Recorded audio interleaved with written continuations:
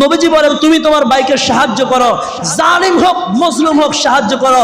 হযরতে আনাস ইবনে মালিক রাদিয়াল্লাহু তাআলা থেকে বর্ণিত, যেই হাদিসখানা সহিহ বুখারী এবং মুসলিম শরীফের মধ্যে রয়েছে, আল্লাহর প্রিয় নবী রাসূল করিম রাউফুর রহিম সাল্লাল্লাহু আলাইহি ওয়াসাল্লাম তিনি ইরশাদ করে দেন, তোমরা তোমাদের ভাইদেরকে সাহায্য করো যদি সেই বান্দা মজলুম হয় কিংবা সেই বান্দা জালেম হয়, তারপরও তাদেরকে সাহায্য করো।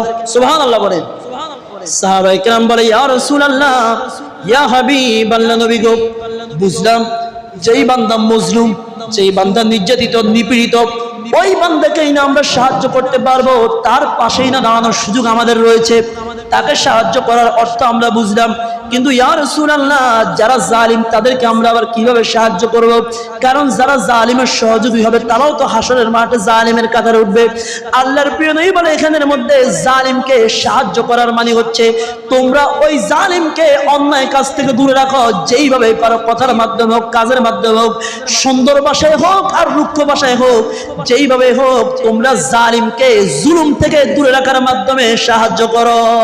সুবহানাল্লাহ বলে। অর্থাৎ জালিম যদি কারো উপর জুলুম করে তাহলে তার স্থান কোথায় হবে? জাহান্নামে। বলেন কোথায় হবে? জাহান্নামে। নবীজি বলে তার স্থান যেন জাহান্নামে না হয়, এজন্য তুমি তোমার ভাইকে সাহায্য করো, জালিম হোক মজলুম হোক সাহায্য করো। মজলুমের জন্য তোমার পক্ষ থেকে সাহায্য করছে, মজলুম ব্যক্তি যেন কোনো মুসিবতের মধ্যে না পড়ে, কোনো সমস্যা জায়জামিনের মধ্যে না পড়ে, তুমি সেই ব্যবস্থা করো।